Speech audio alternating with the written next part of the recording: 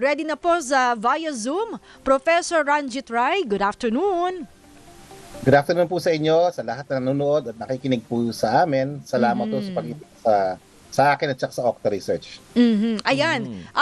Eto, Prof, anong inyong saloobin sa anong unahin natin, Zandro? Ang daming pwedeng itanong. Unahin na muna natin, ano po ba yung na-achieve after nitong rally ng Iglesia ni Cristo? At ano rin yung inaasahan natin ma-achieve naman sa November 30? Oo. Well, I think klaro naman ata sa ating mga kababayan, pati na rin sa gobyerno, ay yung sentimento ng ating mga kababayan tungkol sa issue ng accountability, yung issue ng corruption, yung issue ng katarungan, justice, no? And lumabas rin sa mga survey namin yan. Nagsagawa kami ng 4 na probe, no? Sabihin ko na para may summary type. Total, yung mga questions nyo medyo general, no? Ano ba yung lumabas sa aming surveys nung September 25 to 30, nung third quarter? Number 1, 8 out of 10 Filipinos ang sumusuporta sa demokrasya. Demokrasya, ha? So, ang tanong namin, pipiliin niyo pa ba ang demokrasya kahit marami siyang problema? 8 out of 10 po ang nagsabing oo. So, number 2, ano pang lumabas sa aming survey? Ano ang naramdaman ng mga kababayan natin? Nararamdaman, ha? Hindi lang to cerebral, emotional din, no? Kasi yung probe namin was an emotional, a survey on the emotions of Filipinos on a range of issues. And one of the questions we raised was, ano ba yung emotion ninyo? Ano yung naramdaman nyo nung nalaman nyo yung, yung corruption sa public works, corruption sa gobyerno? Hindi naman it's not surprising, pero at least namin numero na tayo. We can now measure. 6 out of 10 Filipinos sabi outrage. Galit na galit.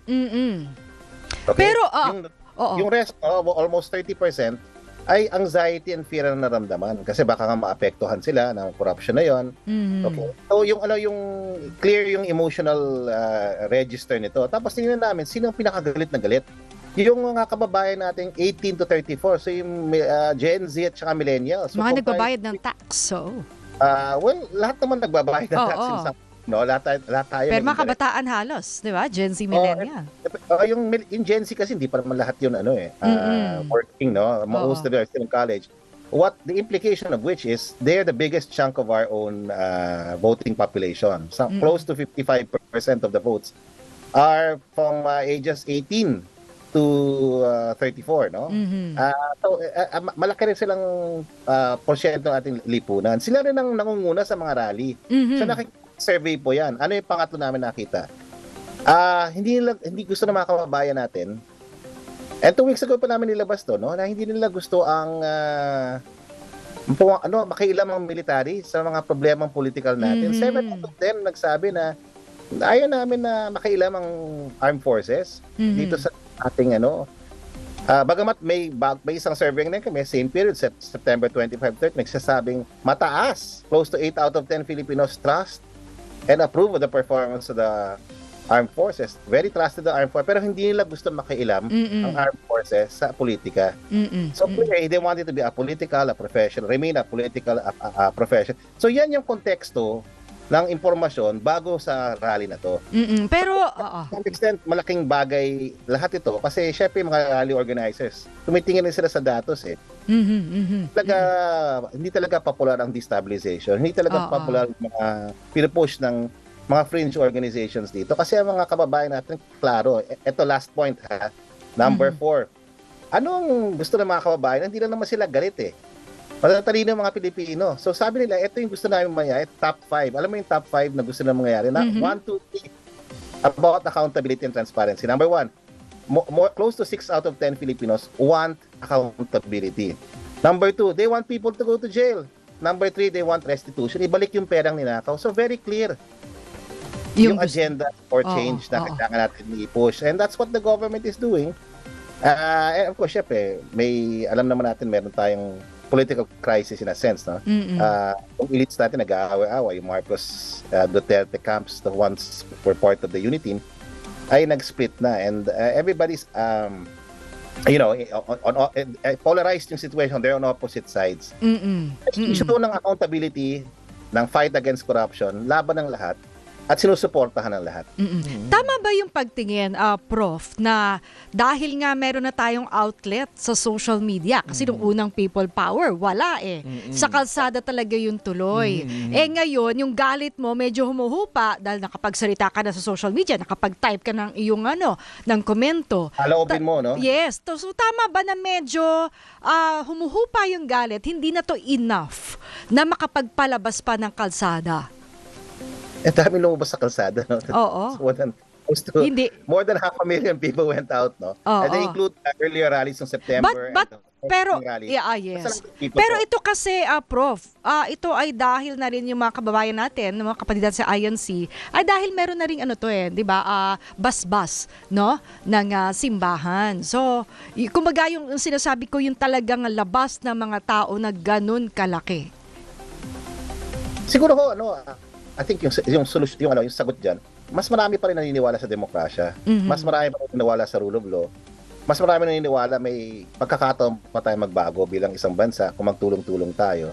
At mas marami naniniwala na yung solusyon na destabilization, ibang pangalan yan, di ba? Withdrawal of support, hindi siya solusyon. Hindi solusyon na palitan yung leadership at this time. So yun siguro ang malamang pananaw ng karamihan natin, mga kababayan, na sumasalamin rin dun sa lumalabas sa survey natin, na kahit malaking problema ang demokrasya, hindi natin to binabaliwala. Diba? Hindi natin iniimbita ang military makailam sa ating politika dahil nga masisira nga yung ating demokrasya pag ganun mangyari. So yun ang nananaig sa ating mga kababayan. Tatalino yung mga kababayan natin eh. Alam nila na hindi pwede magpagamit sa iba-ibang Tsaka grupo. hindi na magpapadalos-dalos, no? Oo, Hindi na tanga. Hindi tanga yung mga ating botante. Hindi rin tanga yung mga kababayan natin. At hindi rin talaga madaling utuhin. May mga, syempre, meron pa rin mga naloloko dahil sa misinformation, disinformation. And totoo yan, ha? Ang daming misinformation, disinformation na kinalat in the last few days. Impact ho yan. May impact ho yan sa ating sa pananaw ng iba nating kababayan. Pero ang solusyon talaga dito is, number one, government has to perform, di ba? Kailangan talaga may makulo kasi yun ang gusto ng mga kababayan natin eh. Kailangan masolusyonan long term through institutional reform yung ating issue ng corruption. Kailangan pakinggan ng gobyerno ang ating mga kababayan sa mga hinaing lang kasi hindi lang naman yung galit na, hindi lang naman sa corruption yan eh. Taas ng presyo ng bilihin, mababa or stagnant yung ating wages, yung issue ng kahirapan, kagutuman.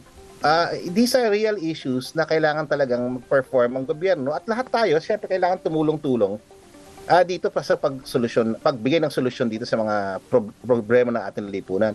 Yung destabilization, yung withdrawal of support, hindi yan, nakikita ng makaramihan ng mga kababayan natin, hindi yan solusyon. At pati na rin yung mga kapatid natin sa INC, nag-calibrate rin sila eh. Hindi naman kasing laki ng rally na ito, yung rally nila nung January for kapayapaan. So, yun, nag-calibrate sila. Kasi gusto nila yung messaging klaro eh. Accountability, justice, transparency. Iyon naman ang gusto ng mga ating kababayan. Yun yung lumalabas sa survey. Pero Prof, kaya nga, walang support, walang mass-based support itong destabilization moves, what nangyari? Pero Prof, sabi nyo nga, hindi tanga yung kababayan natin para nga magpadala doon sa destabilization. So ano po yung paglutang ni Senator Amy Marcos doon sa INC rally? Was it meant to agitate the people para lumabas?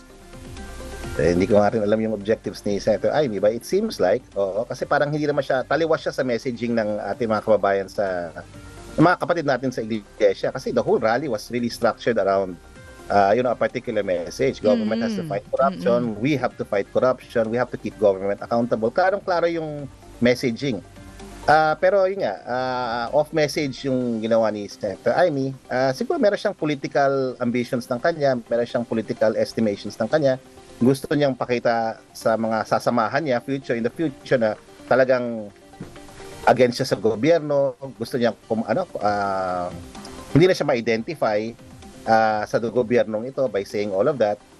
Pero of course, syempre, ang problema ng mga ganong klaseng salita ay nawawala ho yung focus natin sa issue eh. Yung issue is about corruption, issue is about accountability, transparency, issue is about government reform. Tapos itong nilabas niya, totoo man o hindi natin mabe-verify yan. Pero very controversial siya. Nawawala tuloy yung focus dun sa real issue kasi yun ang titingnan. At yung mga paratang na to, Hindi naman to bago, di ba? Pero nakakabigla kasi syempre kapatid siya. Oo. Syempre ngayon focus ng tao dun sa chismis, di ba? O, yun na Kaya nga eh. sa lahat tayo magsama-sama sa November 30 na ipahiwatig natin sa ating gobyerno at sa mga taong hanggang ngayon hindi pa nagbabago o ayaw magbago na seryosong taong bayan sa laban Oo. against corruption. Ito nga, Prof.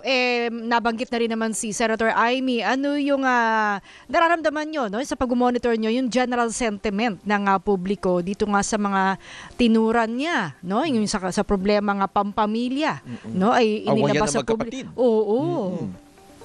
Ano po, hindi pa kayo nakakagawa ng bagong sentiment analysis pero right now nagte-trend siya.